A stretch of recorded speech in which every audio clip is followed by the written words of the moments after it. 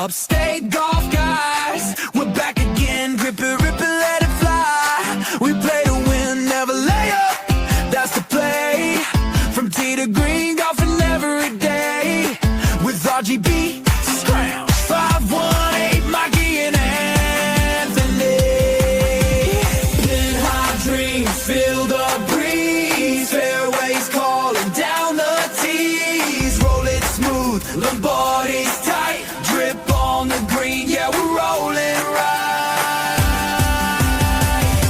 Addicted to gold, we're on the dance floor. Tee it up once, then we want more, more. Swing and shine, we're keeping score. Tee it up once, then we want more. Hey, then we want more. Hey, then we want more. Early shots at Frear Park, rise and grind. Upstate crew locked in that perfect line. From sun up swings to twilight fades. Upstate vibes, no charades. Anthony's on the mic, passion's pure. Golfing crew, that's the cure. Addicted to golf, we're on the dance floor. Hit that fade, then chase for more. For Upstate heart, we ride the score. Tee it up once, then we want more. Oh, then we want more. Oh, then we want more. And welcome back to another episode of the Upstate Golf Guys podcast. Before we get this party started, I always love to give a shout out to my sponsor, 88linksgolf.com, your go-to spot for high-quality golf gear made by real craftsmen. Shoe Dog has been hand-making shoes for over 50 years, and now he's been bringing that same precision to the golf world, from custom shoes to polos, hats, and ball markers. It's all built with care and built to last. Head over to 88linksgolf.com and use Upstate20 for 20% of your order. Raj, I thought you were going to hold up the shoes for me, man. Yo, I couldn't reach him, bro. You're usually holding up the shoes while I'm giving the shout out, man. That was what was throwing me off. I was waiting for it. I couldn't You're reach good. him. I was You're trying good. not to get all the way. You're I always moved some on stuff point. around, There man, they but are. they're Yes, just there they huge, are. bro. They are sharp. He's got some casual styles. Then he's also got some sneaker styles. I went with like the Carolina blue sneakers. Super Yeah, I dope, gotta get super those comfy. black ones. But I got my co-host RGB here as always. How you feeling tonight, Raj? I'm good, man. I'm cold, man. It's cold here in Yeah, upstate New York, sucks. bro. It fucking I sucks. know. The season's over. Frost delay at the course this morning. Yeah. Fog delay on Sunday. I mean, you couldn't see 10 feet in front of you on Sunday. I used a yellow ball most of the day until I lost it on like 17, but it was tough out there to get going, man. Weather's changing. So Weather's changing here in upstate New York. Fog. Yeah, that was crazy. The fog was crazy. Maybe I'll bring up a picture during this podcast and we'll show our guests. But speaking of upstate New York, we have another guy that is obsessed with golf, a retired U.S. Army veteran.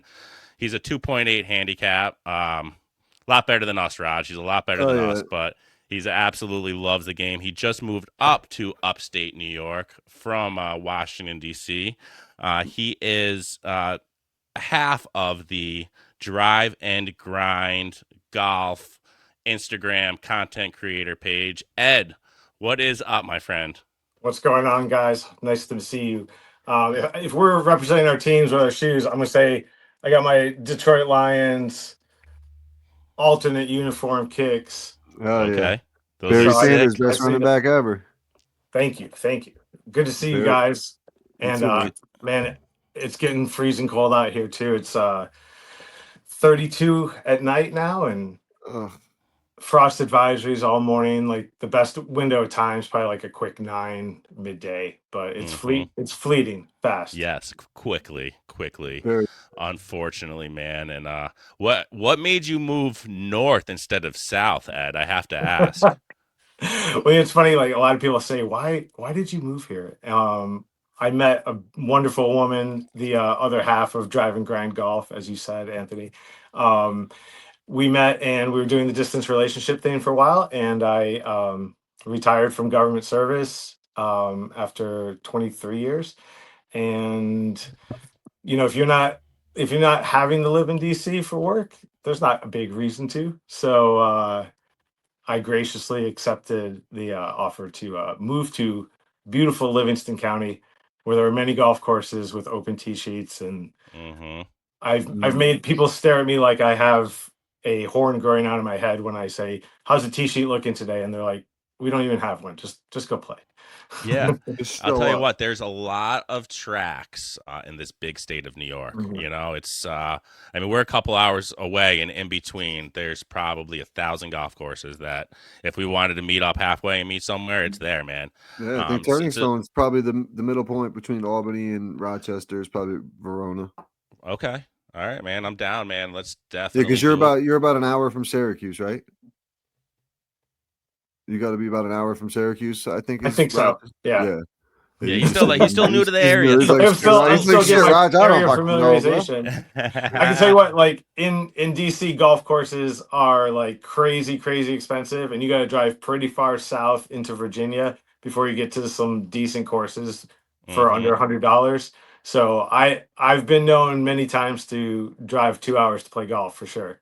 I went to Virginia for a Golf Week Am Tour event. It was actually the Washington D.C. Metro does have their own tour, but I noticed most of their events, are in either Virginia or Maryland. outside of D.C. Because Yeah. I'd imagine D.C. doesn't have much. No. Not at all. No, all the players. That's where all the golfers are, Yeah, but not yeah. the courses.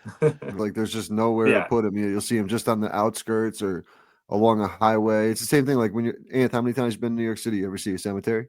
No. Good Mm. point. You know what I mean? They just don't see him. They put him No. on everything's on the outskirts and Good in point, the Raj. boroughs. Good point. So you're 2.3. You must have been playing the game quite a while. I started playing when I was like 14, actually. Yep. Okay. I started off as a golf caddy at a fancy country club. And they back then, this is in Metro Detroit. You used to be able to caddy at a country club at age 13. So as soon as I could hold that summer job, my mom was dropping me off there every day, and I caddied for a year without getting a chance to play, and fell in love with the game and just practiced ever since. Yeah, And I took a 10-year break while I was in the Army during some of the like more intense years. I didn't touch the clubs at all for 10 years, and then picked it back up in the late 2000s. And in DC, believe it or not, like I was only averaging like 4 rounds played per year, and like Well, times 2 practice. They That say was when it. you're that good, it's like riding a bike, though. It comes right back to you, for the most part.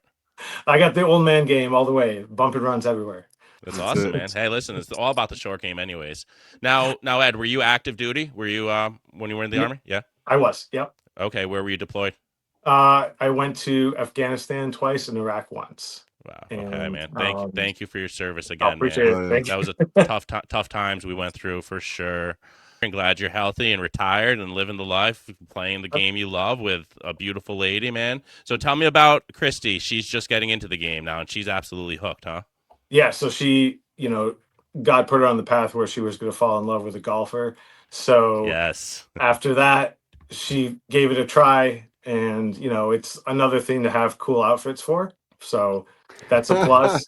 You're outdoors. You guys know all the benefits, and she fell in love with the game, and she's got the personality type that wants to get better when trying something and not being great at it naturally.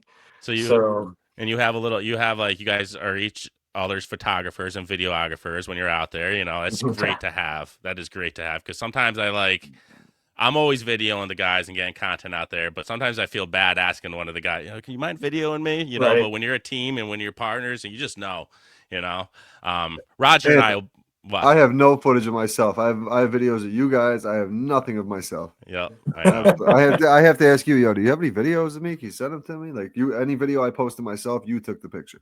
Yep. Yeah, a Vice versa. lot of the content is like, it is not 50-50 because of what's in the archives is mostly me behind the camera. And now I get to say, no, hold on, I want you to film my shot. Thank you. Mhm. It's not all So about you. you most recently got a Lombardi. You're in the Lombardi family. We did. He's Yeah. nice. What model did he send you? I have to get back to you on that one. It was he sent me a a blade putter, very similar to I played a Ping Anser for like no shit over 20 years. Same Ping Anser. I just get it regripped. I'd experiment with grip and shaft length, but when Mr. Lombardi messaged me, he asked what kind of putter I wanted, and I was like, I play Ping Anser, man, and it's very similar. It is butter though, like Yeah. the I'll tell you what, way man. it feels off the face is amazing. He puts out some amazing pieces of metal, like, Mhm. and some of them are really funky. Here, I'm going to switch my camera around, Ed. I don't know if you could see. Check out my collection over there. Now, some of these are for sale. Can you see them in the corner over there? Yeah, nice, very cool. Yeah, man. I got about 20 Lombardis over there, and Roger's funny because he's been sticking with the same putter for the last, I don't know how many years. Dude, I have a Nike. I've got this putter off of Facebook Marketplace. And you love Maybe probably going on 6 or so. I've been playing 8 years, so 7 years ago. I will not get rid of this fucking thing. So I just he's can't. talking It's about- my baby. I got to get it regripped. You But I'm like, putt it once I good. get You it putt it. You regripped, putt it well. So why change it? Why? That's what I'm saying. I've been trying to get a Lombardi in his hands. He's like, I can't do it. I putt this thing so well. So he's talking about getting a grip change. He's like, I know what you do. He's like, you just grab another Lombardi putter. He's like, you grab don't one off the wall and walk out the door. Man, so- I've tried, and I've probably tried at least 6 or 7 Lombardis this year, just because when he comes out with a new one, I'm a distributor here in the Upstate for him. I probably sold about 35 to 40 for him in within my tour. I have a store, and it's weird, like a convenience store in Albany. But for a while, I put a display in there, and I sold a few there for him. But as he was getting new ones, I would have him send it to me, and then I'd be tempted. I'd be like, this putter's sweet, man. I'm just gonna buy this one. And again, with a discount he gave me, it wasn't that bad. So I have about 5 or 6 that are used and that I could, probably sell as used, but they're not brand new anywhere because I was so tempted to use them. But I'm stuck on the Blockstar. Have you seen the Blockstar, the little tiny one? That one's awesome. Reminds me of the old Wilson 8802. Yeah. That's what I'm on. It Roger reminds me of a postage stamp, Yep. dude. It looks Roger like you calls it just click it through, click it through. Mickelson used to putt with one of those, didn't he? He might have. There's Anthony such a you putt good with that though. Same it's thing. such a simple putter. Oh God, especially Sunday, brother. Let's talk about Sunday for a minute, Ed. I'm going to brag a little bit here, man. So let's hear it. The first 5 holes you couldn't see because there was fog everywhere. Yeah, I shot like garbage, anyways, but that's no excuse. I shot a 50 on the front, and then I came out and threw a 38 out on the back, dude. 38. I saw it. Yep, and I saw your scorecard. I had to brag about that one just because I still have not broken 80. I've had like my best rounds are 82, 81. And I play a clean, honest, to the hole, no gimmies. Like I play legit. Like I'll miss Rogers. Like a lot of my scores this summer, and he'll yell at me because like I'll just go up and like go to tap it in. We always play everything low. He's like, what are you doing, dude? He goes, line that up. Take your time with that. So like a lot of my stuff is like stupid misses. So I know I could do it, but when I throw a 38 out there and like I'm on fire, that just tells me I'm right there. I know I could do it. So it was, dude. You get a glimpse of your potential. It was awesome. I had on 12, I had a birdie out of a sand trap. Like it was a dunk out of the trap, which I've never done yet. Like I'm happy to get it close. No, I've never done it. I'm happy to get a close hole. And I was like, that was the start of it. And then I parred the next hole. And then 14 rods, the long par 4, I birdied a long putt. It was just the putter was so hot. I had a right to left, like downhill putt, put it right in the back of the cup. What are you breaking the scorecard out? Yep. And then 16, dude, was the other birdie.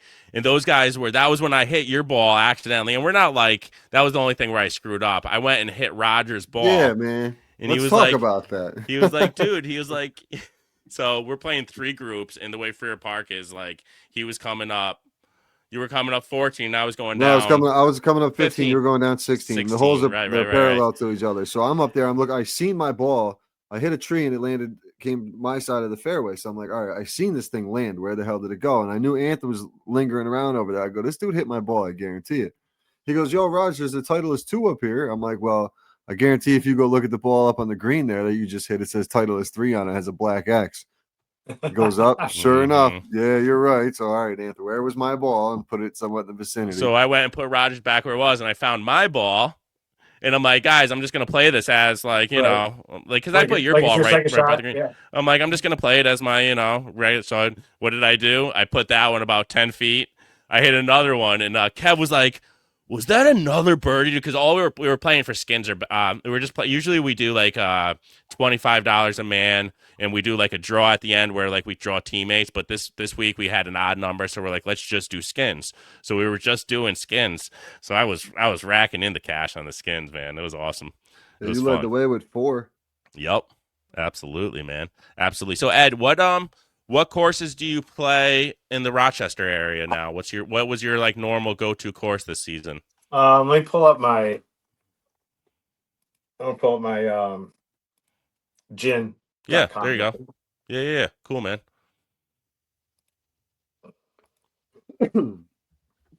I played Frear Park, Frear Park. No, I'm on this. Like I said, so I have the pass over at Frear Park, but I'm on the Golf Week Am Tour where we travel. I've heard of that.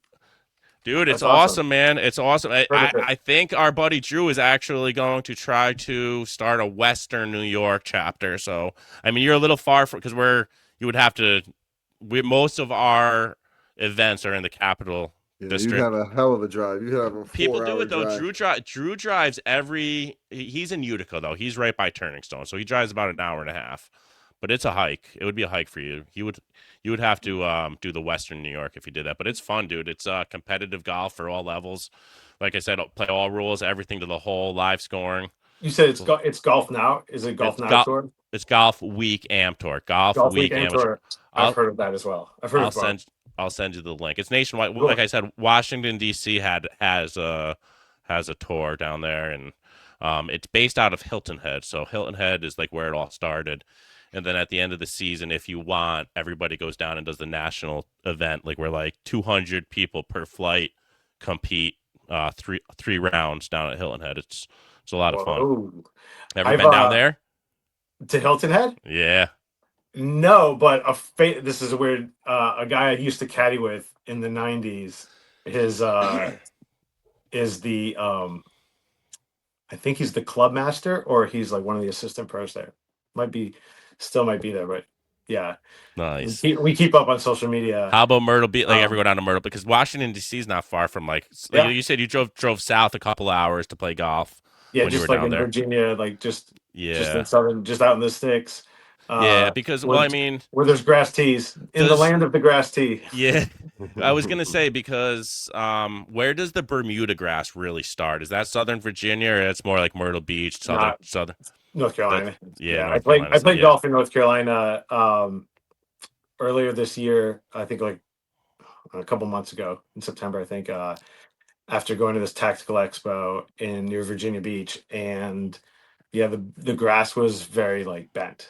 Ugh, I hate Bermuda grass, dude. I hate it. You can't take a divot at all, Rod. Yeah. It's like it's fluffy. It like sits on it. Yeah, so the ball either sits on the top of it, and you go under catch it. flyers, right? Or you catch a flyer. You just nuke it, right? Yeah. But like on the fairway, it's like there's just no. That's the rough we were talking about. On the fairway, there's no divots, right? No give. No, you gotta pick it. It's hard. Yeah. You could literally you could hit and sting your wrist if you actually get too much. So like my divots would be cooked. Like I would have a real tough time. Your wrist would start it would start hurting to where you're like, shit, I gotta like readjust when I hit my or irons, choke up. I get a good divot out of my irons. I take pelts out here in New York. I noticed that this year, like never before of the ball striking, like it's pure, but like it's giant pelts. I have a video that I'll post it if I can remember, and I'm gonna tag you guys in it.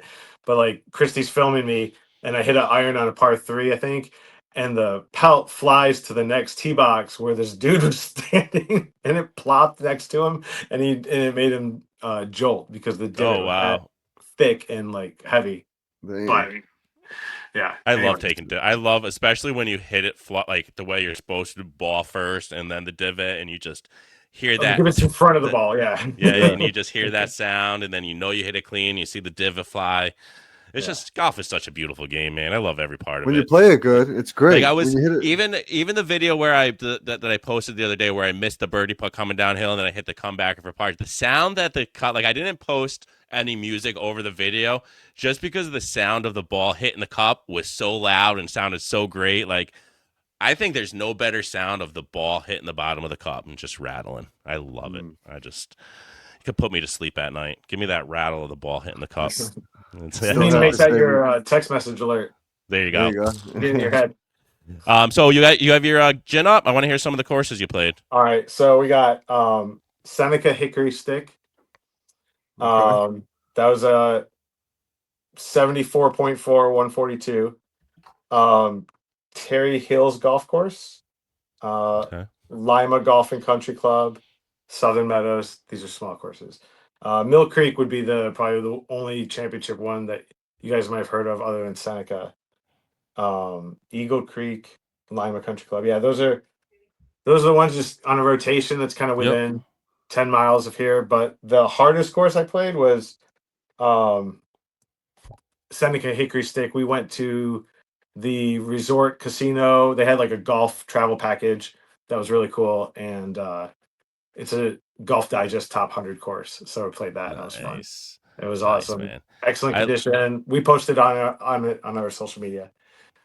So well, I love traveling and playing course. So maybe I'll even come out that way, and I don't mind driving a few hours to check out a new course. What's your favorite part of your game? What's your most confident part of your game? Right now or all time? I mean, in general. Right now. All right, we'll go right now first. Right now, ball striking, like irons, just it's gonna fade right as the winter rust settles in. But I've really enjoyed like the last couple months just hitting. I had a swing thought that I came up with on the range, and everything clicked and fell in place. So nice right now. But all time favorite part of my game is putting, and that is because, like I said, when I was a caddy and we were on the poor side growing up in Detroit, and my mom would drive us north to the country club and drop me off for the day. I begged and begged to have a little bit of that my caddy money back. So, you get in the car, your mom snatches your money as soon as you like. How much do you earn today? Did you get out? It's just like Danny Noonan, and so like. I begged for a set of golf clubs. The answer was always no, too expensive. And like for Christmas that year, after caddying for a full summer, like she bought me a putter, and I had a putter, and I would follow the older kids around on Monday because caddies could play golf on Monday when the club was closed. And when you're 13 and you look at a 19-year-old, like they are the coolest people in the world, man. And there was a group of them that would play skins, gamble, talk shit. And I was the tag-along, and I had a putter and a ball. And as soon as I'd walk with them, and I'd drop a ball at the front of the green. And all I did was practice putting because that was the only club I had for a whole year and a half. Sure. You know what, though? They say that should be the club that you learn with. I think it was it Tiger Woods that started with putting and then went to chipping. Yeah, and then worked his way back. The swing. Yeah, for sure. Driving was the last thing that he learned was teeing off. Yeah. And it's true. I mean, you make all your strokes up around the greens. You really do. Sure. I had a kid I work with. He's 22. He just started golfing a little bit this year, and he's like, dude, he goes, I went out. He played a tournament with the guys from work, and then he went out and played again with a couple buddies. He goes, I just don't know what the club's like, how far I hit him. I said, dude, that's practice. I said, you got to go and get a couple large buckets at the driving range and hit 10 balls with your 9-iron, 10 balls with your 8-iron, boom, boom, boom, and just keep doing that until you figure out how far they're going. And that's the one. When you find out you're 120 yards from the pin, you grab your 9-iron or 8-iron, whatever the case may be. That's where I think the differential between like I'm now a 15 handicap, and I am starting to really pin seek with my distances to where before I was just going for the center of the green. I didn't care. So that's kind of the next thing, and then you start shaping your shots like on not 16, on 14, the birdie. There was a little wind in the face, and the pin was back right, and I was hitting my. I was like 160 out, 150, but I was like, you know what? I'm just gonna throw my hybrid out there, 3/4 swing, little cut in there, and it's what I did, man. And I was feeling it. Sometimes it's Sometimes clubbing down and taking that 3/4 swing though makes a Yeah. huge difference because you're just keeping everything nice and smooth, and you're not trying to overswing and kill your mechanics. Absolutely. Yeah, I'm not sure where I was going with that hybrid. I could tell you were losing your train of thought as you were Thank going. you, brother. Thank you, brother. Sometimes I do that, Ed. Sometimes I do that, my man. When you talking about shaping shots, shaping shots. 15, That's right. That's right. Sometimes you're going right as a 50. That's right. And you're starting to see it, or you're starting to see your tendencies, right? Exactly. Yeah, as you get range lower time, handicap. Yeah, like Roger you pointed out, like range time that exposes your tendencies, whatever they are. Well, that's what I was going to say too. That's where simulators. I don't like necessarily playing 18 holes on a simulator, but I do like going to the range session on a simulator just to get, because they are pretty accurate with your yardages nowadays. Yeah, absolutely. Sure. So that's nice to do that too, to go to a range. But like last year, we were doing a weekly league thing where we were playing actually 18 holes, and you do everything right down to putting. And I'm going to be honest, short game's weird. Putting is lame. Even short game is weird. Yeah, like anything involving touch is not. Yes, it's not translating to the screen. Unless you're so like grooved that like, okay, if it's 14 yards, this is exactly what I do. Like Bryson could probably do it, or like Tom Kite or somebody like that could do it. That's so exactly, you give them the number and they have that exact swing dialed up. But otherwise, for us, like, how do you putt? I don't know. It's weird. Yeah, no, you don't. Well, I'm more of a visual and feel guy around the greens. I don't even look at distances if I'm 15 yards out or 20 yards out. I'm just like, all right, this is my 60. I'm going to flop one on there. Or if I have nothing in front of me, that's where I take, if I don't have any like rough or any, if I'm like in the middle of the fairway, but like 20 yards out, a lot of the times I like to use a P wedge and a little bump and run just to run it up there to the pin, especially if the pin is back. Yep. But like I know what I want to do. I don't know the distance. A lot of times I'll hit it into the screen. You either hit it over the green or it goes into the little rough in the front of the green. I'm like, the short game is so dumb, and then putting is so dumb. But I will go all day and do the range session. I'd rather putt on my mat that I have in my man cave here, opposed to putting at the simulator all fucking day. I think I'm gonna look into getting one of those putting mirrors over the winter just to putt indoors with. What are they? The one that goes on the ceiling?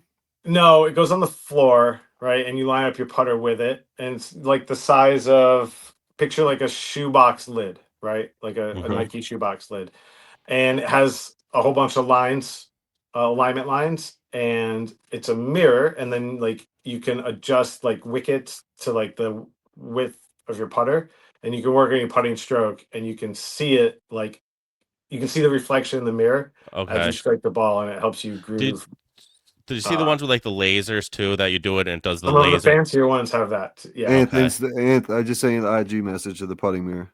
Okay. Yeah. But like the funny thing is, like when we're talking about simulator and short game, right? Like on the flip side, on the reverse side, I guess, like that's what makes chipping and putting so great in real life, because it takes the least amount of mechanics. Like we can teach a child to chip, or we can teach a toddler to putt. Like there's no mechanics. It's all like feel, touch, and like imagination.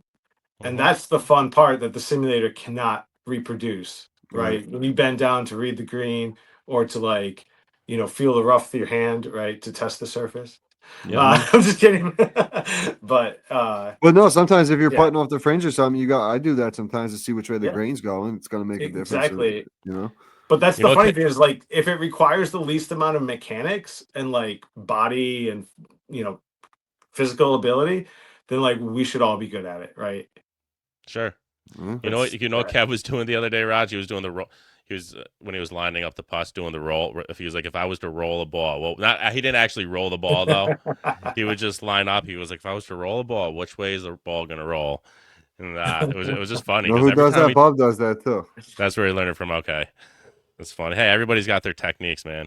Everybody's got their techniques. I was trying to fix Scrounge with his he's got the cross hand, and he has no touch to that fucking putter whatsoever. Yeah, he's not a great putter. You guys ever see anyone putt with, or do you putt with the claw grip?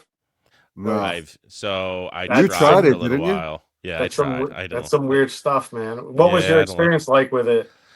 So it's supposed to be more bounce. I think I was holding the club. You're not supposed to. One of the hands, you're barely even supposed to hold the club. I forgot what hand it is. So I think it's I think it's the top one. You're just supposed to use the top hand is supposed to your left hand. Yeah, your left hand is supposed to just is your keep guide it hand. in place. Is your guide hand? And no, your right hand is your guide hand, and your left hand just keeps it in place. Stable, but I was always keeping it like holding it too tight, or I was moving it with both hands. Right. It's really they make it sound so much easier said than done. Adam was the one who tried. He's like, it's guaranteed to go straight, dude. It's like guaranteed to go straight. Just try it, dude. And then Adam 2 weeks later wasn't doing the claw grip. So I'm like, what happened to the claw grip, buddy? Yeah, okay. No, the thing with putting, man, I compare it to like the thing I compare it most to is basketball, like a free throw, and just the format of shooting a jump shot. So like your right hand is the hand that does all the work, and your left hand's the guide hand. So kind of like you were just saying, Ant, how the left hand's going to stabilize.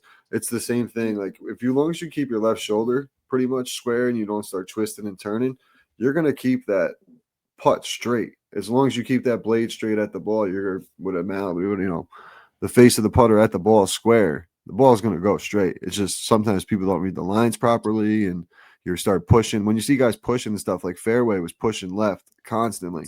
If you watch Fairway putt, he was spinning into his putt. Basically, what I do off the tee, how I rotate across my body, he was doing the same thing with his putter. I switched him up, told him to keep that shoulder, and I haven't seen the guy three-putt. He's three-putted once in 4 rounds, where that was once in every 4 holes, sometimes more. Mm-hmm. So it's a big difference. Absolutely. Scrounge needs to get on that. So Scrounge does the left hand low. He does the opposite grip, and I could kind of see why people do the left hand low, just kind of like as the arm lock type thing. And kind of like the left hand low, I feel like does keep your arms slightly more locked, but doesn't work. Scrounge's problem isn't is speed, man. He either just crushes it or he uses the jailbreak, the Odyssey jailbreak. I actually sold it to him, and I don't know if it's too much club for him or what, but what's next for you? You're going to Vegas in a couple weeks, Ed. So you're going to be golfing out there. What's the plan? We'll do Top Golf for sure. I don't think we're gonna like schlep our clubs out for this trip, but definitely gonna do some recon.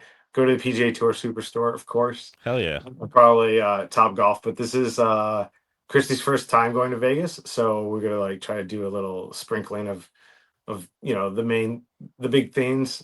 So realistically, there would be only time for 1 round of golf, and it's not worth taking our clubs out. No, that's true. How long are you going for? How long are you going for? Shoot, I think it's like, sorry, my calendar's gonna be. I think we're going for like 4 or 5 days. That's 4 days. Yeah, 4 days. That's plenty long for Vegas, man. Yeah, with the first and the last day being the travel days, so like really 2.5, right? Yeah. Are you gonna go over to Hoover Dam, or does that take too much of a day too? No, I don't want to do it. I've done it once before. Like it's kind of like boring. No, I know. It's our first time, and we're not that old yet.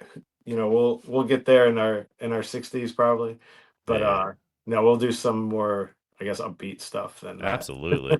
We're gonna land right before kickoff for Sunday football, so we're like going right to the hotel. If it's warm enough for bathing suits. If not, we're gonna go hit the sports book and watch Sunday football. Like, I was gonna say they probably have TVs right out by the pool. There'll be TVs and slot machines everywhere. It has a big like pool with big screen TVs. Yeah, put your bets in, go lounge out by the pool. Exactly, but we have to rush from the airport, so like there's that, and then we'll just go see like shows, cool restaurants, just like the basics, like the most basic thing you could imagine. I'm not a big gambler, other than on the golf course, but like that's me now. I gamble on my own ability, right? Like, but the like turn of the card or the roll of the dice, like I have no control over that, and like I don't get up for that because it's not, I can't affect the outcome. But like, if you want to go shoot free throws, Roger, like, okay, best out of 10, penny a point, whatever. Yeah, right. That's how you do it, man. That's betting on yourself, man. What's your guys' favorite golf games to play for betting? And do you all play straight up, or do you play with handicaps? No handicaps on Sundays, straight up. Go ahead, you go first, Raj. When we don't do the blind draw setup, I like doing Nassau. As long as it's relatively all the same skill level guys, we do like a little Nassau. You presses? No, we don't really press. We'll just play it straight up. Just straight up front. Front back toes? 9, 9, 18. Front 9, back 9 overall. But that just keeps it fun. Or sometimes we'll just do like a buck a hole or a couple bucks a hole and a couple bucks for birdies. That always gets fun, especially when I'm playing inside. Me and my buddy Hank and Fairway Mike.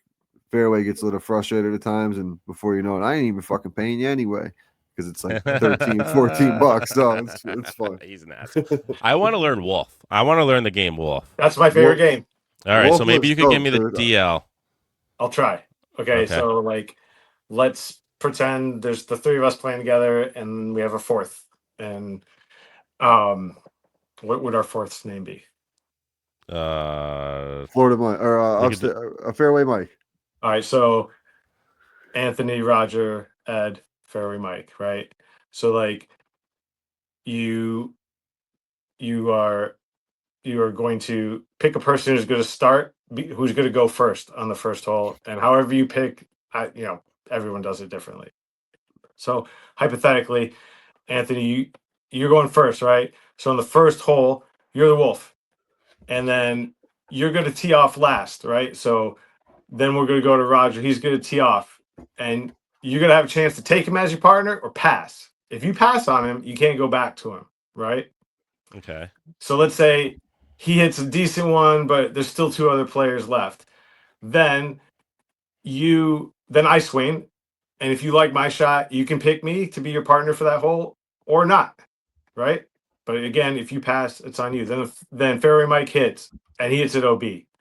So looks like you're going alone. That means it's the three of us against you for that hole. If you pick me as your partner, then it's you and me best ball against the other two. So at the end of the hole, the winning team gets 1 point each. If you go lone wolf, you get 2 or 3 or however much you want to up the stakes, right?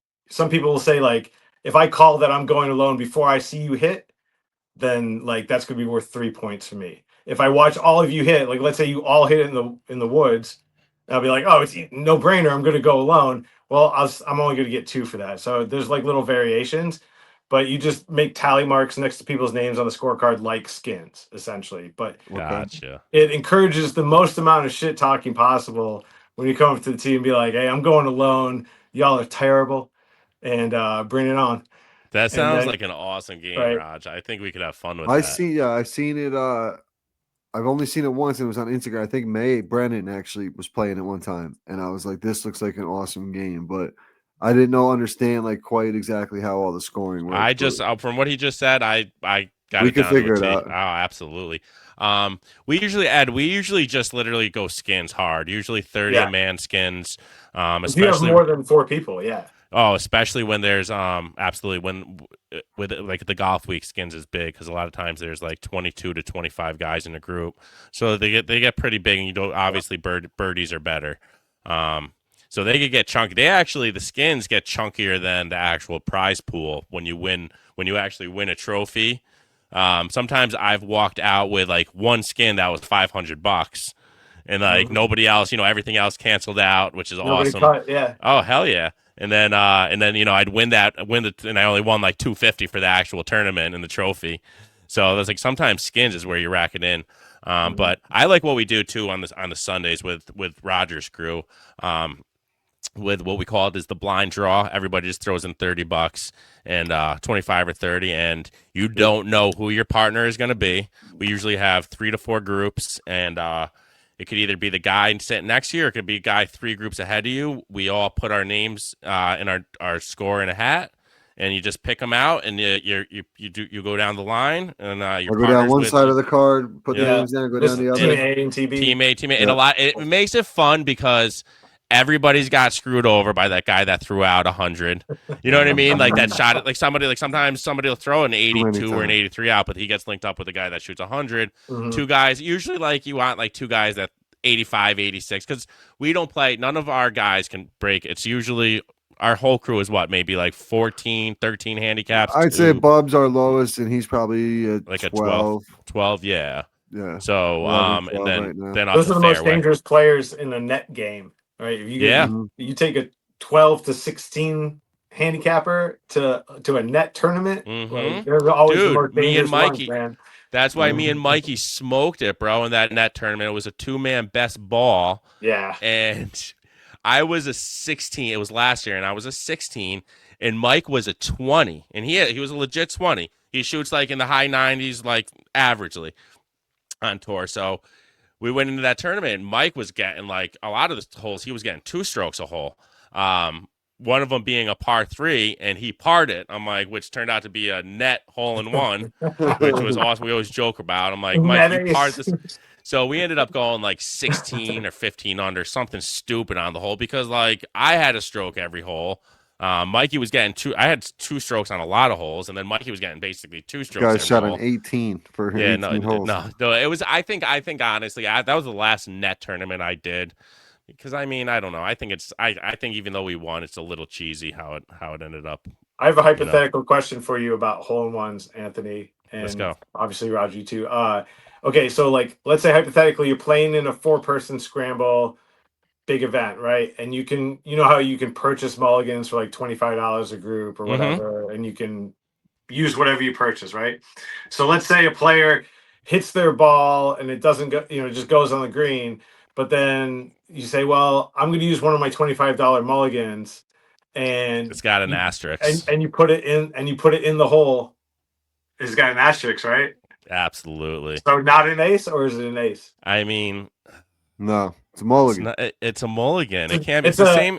It's a declared mulligan that you purchased for the charity that you are, out there for. Be you're going to put in a 1 on the card because you purchased the mulligan, and you're going to take the 1 on the card. But like in your head, I wouldn't be able to stand there. You would say like, "Oh, I got take one." a picture with the ball and a big smile, like, "Woohoo! Look at me!" I would have a frown on my. I'd be like, "Holy shit! Did I just do that?" I'd be pissed, dude. I'd be like, I'd be pissed, but also still because you still did it, dude. I mean, it's still. What about the closest to the pin contest? Because on all par 4s, there's a closest to the pin. Well, you would still take. Events. I think I would still take the win. I would still to the pin. Yeah, I would still take. I would take those. I would take those, but a hole in one, absolutely not. Absolutely. I got a funny story for. I got actually 2 quick funny stories for you. We have the scrounge story where he forgot to tee off. This was at the beginning of last year's season. It was like winter golf. Yeah. We were playing at a course that had just opened, so we had it was our group that was out there, and we had just teed off at 10. Actually, I shouldn't say we all teed off because it was just Mikey, myself, and I think you, Roger, and then Brad was chit chatting. We call him Scrounge. It's Brad, and we all got in the car. Yeah, Pitch Putt Puff guys was all Pitch Putt Puff crew right with us. Yes. Yeah, exactly. Yeah. So we drove off, and we go out to our balls, and all of a sudden Brad's like, "Where's my ball? Like, where did I even hit my ball?" He's like, "I don't even remember hitting." He goes, "My ball's in my pocket, dude." He goes, "I didn't even drive." So what did I say? It was a par 5. So what did I say? I said, "You just throw one down." I said, "Throw it out there." I said, "Just come out with it. Who cares? Just make believe you hit it." Nobody was like really playing for anything real. Might have been a couple bucks on the line. So he goes, takes a second shot, same shot as me. We ended up being like 110 out for our approach shot, for our third shot in. Dude slam dunks his third shot for an eagle. He jumps up and down. He gets all excited, and then I'm like, I had to talk shit. I was like, that wasn't a real eagle, bro. You didn't even take a real drive. I was like, your drive could have went out of bounds for all we know. How do you even count that as a hole out eagle? I'm like, that was just a good shot from 100 yards, bro. I had to bust it to him a little bit. But Roger, when you were talking about your Nassaus that you play, it reminded me that was like the bread and butter game I played when I was a kid. But like we would do birdies, double, eagles, triple, and even though we all sucked, like you never know when like Anthony's stories would happen, right? Yeah, we pay birdies double on a carryover is sweet victory. Yeah, we pay extra on birdies. It's like $1 extra on birdies, and then like greenies. We do greenies as well. So on a par 3, you got to land the green to make the par. That's fun. Nice. Yeah. And then I got another couple bucks. A good hole-in-one story I've told it on past podcasts, but I'll tell you, Ed, and for any listeners that haven't heard the story yet, the Patrick Koenig, the world record holder that was on the podcast, he told the hole-in-one story. It was actually a competitive event. This is where it was screwed up. It was at Bandon Dunes, and he said he wasn't there. It was his good friend that was in the foursome. It was one of the par threes on the front. I think he said, I don't know, like the third or fourth hole, whatever, like the first par three was. And it was the par three. It's like a bowl. The flag was in like a bowl, so you couldn't see where the ball rolled out to. So the first guy hits his ball, hits the bowl, rolls down to the flag. He's like, oh, that's pretty good. So then the other guy hits the ball, same, very similar location, and rolls to the flag. They're like, oh, those two shots are nice. They're gonna be good. So they roll around. There was one ball on the green a foot away, and then there was another ball. So like they're like, somebody got an ace. They're like, holy shit. They're like, somebody got an ace. So like we know they both had the same exact shot. So they go up. The guy goes, it's my ball. I got a Pro V1X. Let's go. The other guy goes, I had a Pro V1X. They both had the same exact ball, the same exact number. Oh no! And one was in the hole. They couldn't determine who shot the. It was so they had to as a lost ball. They couldn't determine. They both had to pick it up as a lost ball, go back and re-tee for 3, instead of getting a hole in one and a tap and birdie. See, this guy is like you got to mark your ball. Yeah, you got to mark. You got to mark your ball. Damn it! Yeah, no, that's what he said. He said it's a lesson learned that you always got to mark your ball. Even in mini golf, you're taught to use separate balls, like separate colored golf balls. You know. What's your guys' favorite golf ball of choice to play? Raj, go ahead. I'm a pro. Well, whatever my guys got for me. I got a nice little hookup on golf balls right now. So usually comes through with the TP5X or the Pro V1s, Pro V1X. I like the ones with the I like the TaylorMade with the yellow lines in the middle. Tour Response you've been using. The Tour Response I've been using. Yeah. Or whatever. Yeah, I've been using those. The yellow. Yeah, I like the yellow line for the alignment. I mean, again, I'm at my handicap. I don't think like the feel really makes much of a difference hitting the golf ball. I mean, it does though. I thought the same thing until I started using different balls, and I noticed when the way it hits the green and it spins, and the way like just how like if you use like a chrome soft, it makes it, especially how firm the greens are at Frear Park, it does make a difference for sure. Well, I mean, I ain't using no top flight. I could definitely tell a difference. I'm sure if I use a top flight, but you know, right. But when I, you know, if I have to use like you know, on the cheaper end and get a Callaway Warbird or something, like, you know, it doesn't make a huge. They're obviously a cheaper ball too, but it doesn't make a huge difference for me. If I'm going to play a course where I feel like I'm going to lose a lot, I'm not going to go using Pro V1s or even the TaylorMade Tour Response because they're expensive now. Every golf ball is expensive. What are they going to? Are they still doing the golf ball, like for the pros, the golf ball rollback or whatever they were going to do, where they don't hit it as far? Oh yeah, remember that? They were supposed to like. That was like last year. We were talking. Last year they were talking about making the golf balls like the technology not as good on them, basically, so the pros stop hitting them so much. Like they're trying to make the game harder for the pros. Like no more Schlesinger raw distance type of whatever. Right. They were calling it. I thought they were calling it the rollback or something. Weren't they calling it something? I forgot. It probably never went through. Who knows? So all right, let's ask you some more. Are you pro live or against it, or do you not? Do you just love golf with the PGA live, that whole drama that went on? I mean, like you're a fan of Bryson, right? Sure. Sure. He's a great player. He hits the ball far. I hear he eats like 18 eggs every morning. Yeah, he's a beast. No, like I don't have a preference. Yeah, like, no. I mean, honestly, I'm going to be 100% honest with you now. Like, I prefer watching PGA. Like, I think the whole format is better. Yeah. It's absolutely way more. I don't know if you can see. I have a Master or a U.S. Open flag here and a Masters flag back here. Nice. No, I mean but like. But it's like what do I put on? What do I put on a Saturday and Sunday? I put on PGA golf, but I'm also not. I'm not one of the guys that was like hating on these guys for making the move because it is what it is, man. How much of that Anthony's tournament in person, but I'm not watching on TV. Do you even know what channel to find it on though? No, I don't. Do you? At the time, people know. That's what I'm saying. Yeah, that's what I mean. I just watch clips. I'm like an Instagram. You know, I watch all the stuff on Instagram clips. But yeah, no, I don't think that it turned out to be what they thought it was going to be. I mean, there's already guys talking. Who was talking that he might come back? Is it John Rahm? I think John Rahm is in discussion of coming back, I believe. So. Well, this was like Greg Norman's dream from like the 80s and 90s, right? Like to create a world tour. Mm-hmm. So, you know, like because he didn't like how there was a South Africa tour, a Japanese tour, a European tour in the United States, right? And he wanted this big like world golf tour, and that got smacked down. But with the right generation and the right time, it's possible. I thought the plot of Happy Gilmore 2 was hilarious because they're obviously taking a crack at the live At Live. guys. Yes, But they then you were. saw like DJ and Brooks like in the movie as Yeah. PGA players. Yeah, I it was thought weird. pretty funny. Yeah, it was And weird. Bryson too. So let's go to that question. What's your favorite golf movie of all time? It's got to be Caddyshack, man. Caddyshack. Like, I love it. I love that you got said that. And those, my got last those guess. lines memorized. Thank you. Most of them memorized, I will say. So if you go back and listen to like my first probably 20 podcasts, I had clips from Caddyshack in with my intro song. All right, what's your favorite line? Give me your like top couple lines from Caddyshack. I'll tell you what mine are that I use regularly. Go ahead. I don't think the heavy stuff's coming down for quite some time. Yeah, me and Mikey use that one.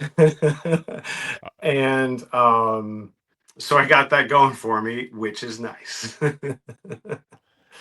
I have to admit, I've seen Caddyshack, parts of it, never watched the full thing, and it's been Fair. so long.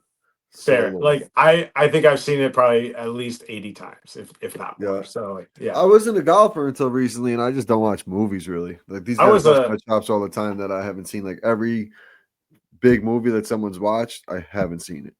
It's just always. I think top 3 probably Caddyshack, Happy Gilmore, and that number 3 slot I would probably give it to Tin Cup personally. Tin Cup was good too. I'm trying to find something for you here. You're looking for your old intro, aren't you?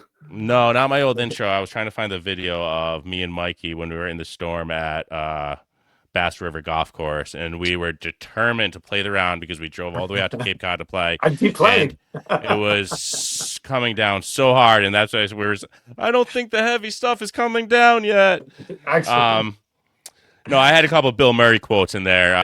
It's a Cinderella story. I think I heard the improv that when he's smashing the flowers and he's just going flower by flower down the line. I've heard that was all on the spot. Just like, really, he's a Cinderella boy, former greenskeeper. He's got about 195 yards. He's gonna hit it. Yep, that was it. Shit, what else? I want to try to find this video. I'm looking. You keep talking. I'm looking. All right, here we go. I found the clip we were talking about. This was Cranberry Valley Golf. Bass River Golf Course in Cape Cod. I think that's where I played. Where did I play out there? I don't think the heavy stuff has started yet. I think we're all right. I think we're good to go. Play right through. Hey, I'm. I don't think the heavy stuff has started yet. Yeah, that the good Lord wouldn't destroy what could be the best round of my life. Classic, man. Yeah, I think my favorite golf movies were I got to go Happy Gilmore and then I love Tin Cup. I love the comeback story, although he didn't really come back and win. He blew it at the end, and he learned the greater lesson. Yeah, yes. that was good. I always say, what if that first shot just stuck? I mean, a foot away, and he broke the record. It wouldn't be the movie it is today. That's true. Wouldn't be the U.S. Open champion, right? Very true. Very true. So, who's your favorite golfer to watch to date? Favorite golfer, male or female? Let's go male first, and then female. Okay, and we're leaving Instagram off the board, right? Okay, it's like pro level. Yeah, I mean, like obviously, he was gonna say Christie is what he was. Obviously, Christie's game has improved by hundreds of percentile this year. But if I can't say her, I think Nelly Korda's got a good game. Like I watched her in person. The Solheim Cup was in the DC area last summer, and I went. And so I got to walk and follow her around and some of the European players. The Europeans destroyed us in the Solheim Cup as well. Just as actually we lost worse on the men's side, but it was still an ass The kick. Ryder Cup didn't seem like the final. We got so smashed, but the final score just seemed so much closer than it was, didn't it? Because we came back the last day. We only lost by like 3 points, right? I think it was decided pretty early though. Like we got our ass kicked too. Yeah, we did. Yeah, we got our it's ass like kicked. it's like when your football team has 5 wins and you're like that guy saying, if we win out, we can make playoffs. Right, exactly. But no, like Mill, I think currently playing, man, I should watch more golf than I actually do. I've always liked Brooks Koepka when he gets locked in, right? Like I think when Brooks Koepka is locked in, like when he's won his US Opens, if you go back and look at that, like he looks like he's just made out of stone. Like he has no emotion. He's so locked in, focused. Hits the ball a mile, or did. He's a beast in the gym. Like I would say Brooks Koepka is probably one of my favorite players to watch. Brooksy. Yeah. I have a little funny story with Brooks Koepka and the Bryson days. Remember when Bryson and Brooks had they hated each other? Yeah, Mikey and I went, big feud. Mikey and I went to Liberty National, and we actually witnessed Bryson having, probably kid was no older than 15 years old, getting thrown out by a security guard for yelling Bryson. Bryson. No one liked Fedora Bryson, man. Early in his career, he was a little out of control. I think he's a lot more refined now that money absolutely. and PR smart people have gotten to him. Yeah. Right. Like, but we went up, we're like, what are they dragging this kid out for? And the girl was like, he yelled Brooksy to Bryson DeChambeau. I'm like, oh my God. I'm like, this kid just got Brooksied. Like he's getting thrown out. Tell me pardon me, guys. You're fine. Just an earthquake, but we'll be okay. I think that Bryson is the Russell Wilson of the PGA Tour. Why do you think that? Yeah, elaborate a little bit. All right. So Russ was known early on in his career for being like a little over the top, right? And I don't want to misquote things that I've looked up on my own online, but to my knowledge, Russ stated to a journalist of some type after they lost that Super Bowl to the Pats where he threw the pick. Mm-hmm. Russ explained to a writer that God spoke to him that summer and told him that everything was okay because he's Russell Wilson and he's going to do great things. God told him that directly. And the sponsorships are a little obnoxious. Like he, at one point when he was at his height, winning championships, he was taking on the most, like, I guess the average, if you made every cuisine known to man and mixed it in a pot, it would taste terrible, right? Like that's kind of like how all-American Russ was trying to be, like trying too hard, right? But then on the back end, he was a prick, right? Because he would tell his teammates they had to call his people to schedule time to talk to him, and they were like, "Hey, we just go to each other's houses and play Call of Duty. What do you mean I have to get with your scheduler?" And Russ had that attitude. So wasn't liked on his team. So Bryson could be. You're right, because Bryson behind the scenes. Yeah. Okay. But with the right handling, right? Russ is refined.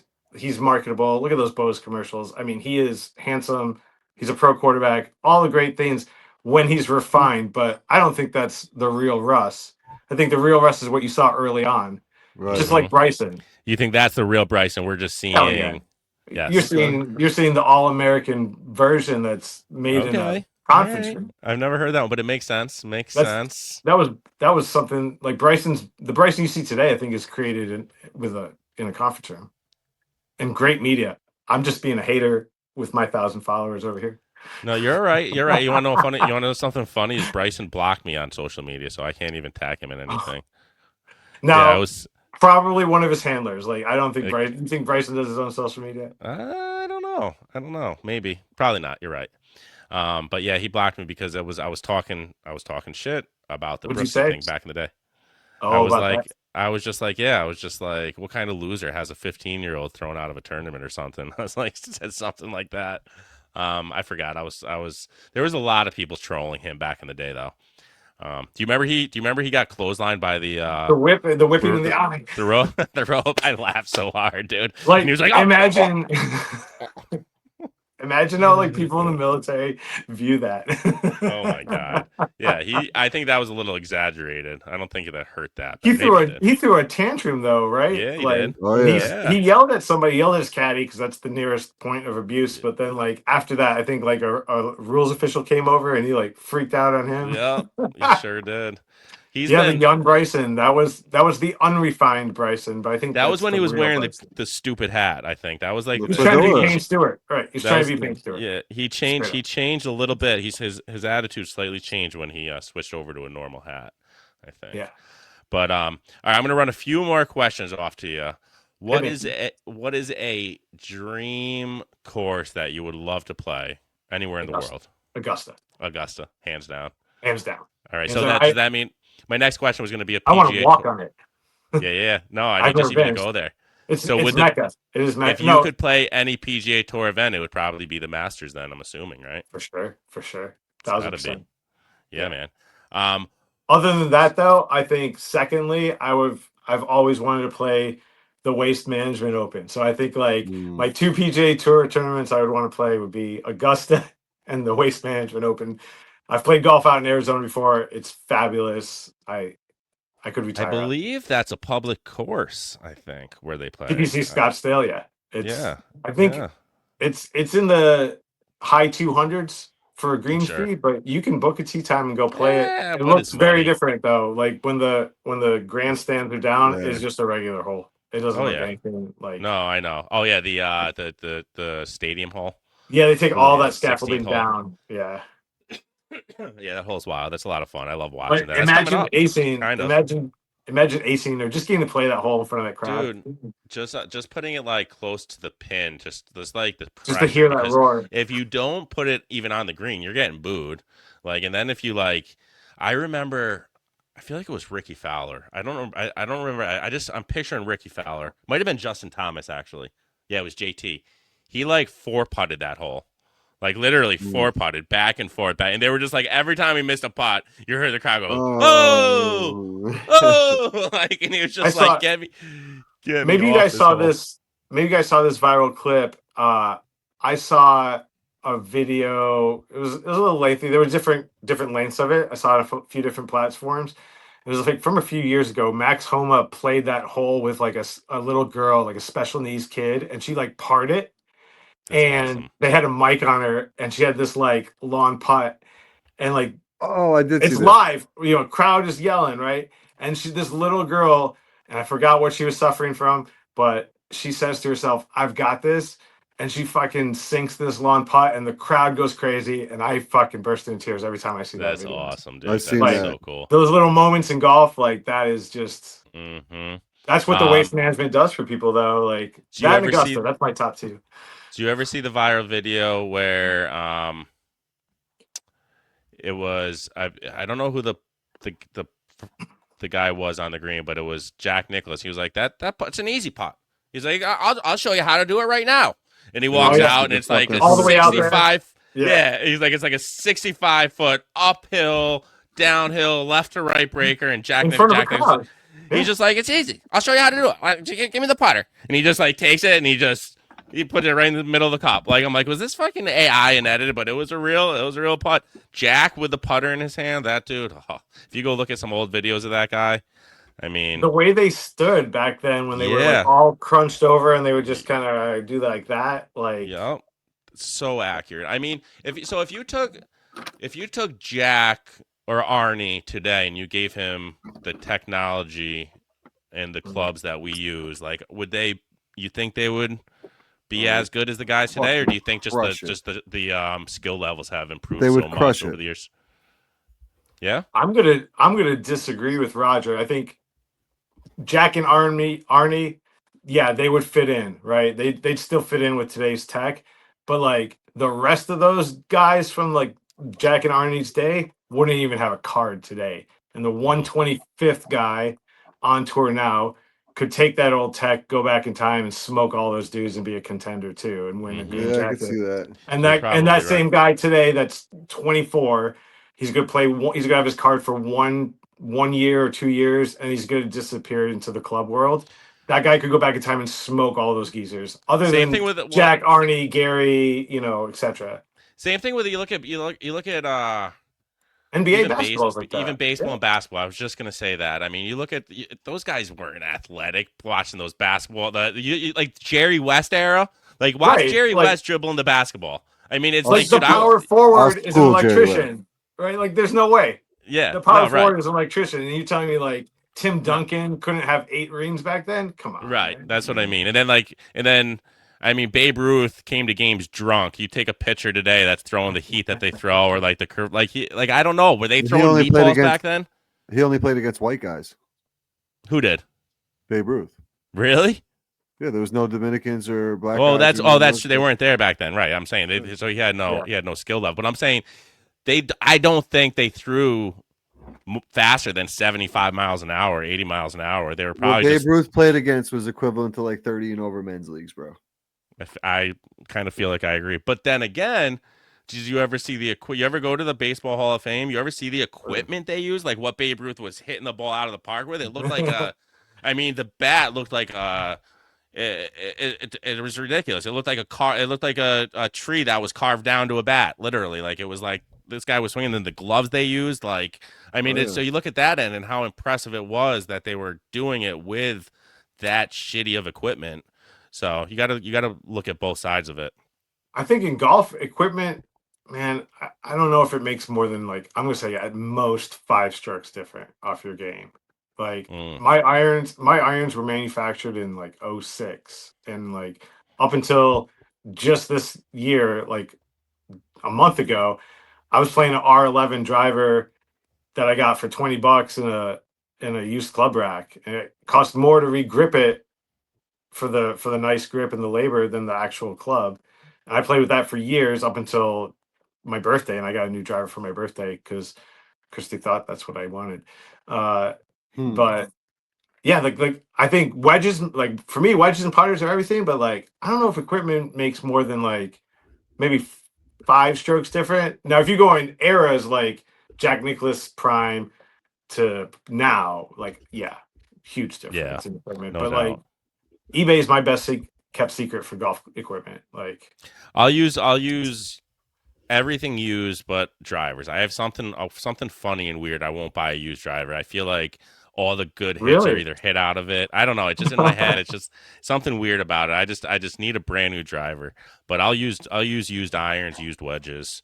Will you let other people hit your driver?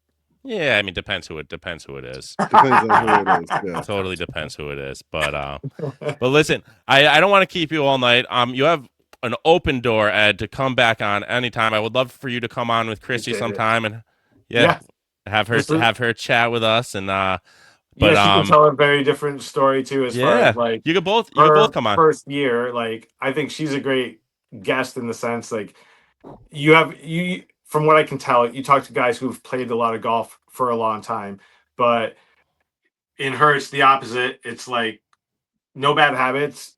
She's gone from a 35 to a 24 in one season. Oh yeah. Bit by the bug, super enthusiastic, loves the game and all that stuff, and it's refreshing because sometimes it's cool when like your person thinks that your worst shot is a great shot. Right. No, that's awesome. It helps the vibes. I'll tell you what, my handicap has plummeted. So you should ask her an awesome teammate. That's great, man. I love it. I love watching you guys. You put out awesome content. Why don't you tell my listeners your Instagram page where they could find you? I appreciate it. It is at Drive and Grind Golf, primarily on Instagram, but also beginning to flourish on TikTok. So are we. So it's Upstate. I got to come find you, man. Upstate Golf Guys just started on TikTok. I got about 35 followers, baby. Let's go. A couple days. All right. You got to just stay up pumping content, man. And they come. The followers come. Yeah, same. And we'll be watching you guys closely. And I wish you all the best. And we have to keep this relationship warm until we can play some spring golf. Absolutely, buddy. Absolutely. I appreciate you, man. Ed, thank you for coming on the podcast. Like I said, you have an open invite to come back on anytime you want, man. This was fun. You're definitely awesome. I appreciate it. And Raj, You have a great night. I appreciate you for coming on as always. And all the listeners, again, we appreciate you for listening and tuning in to another episode of the Upstate Golf Guys podcast.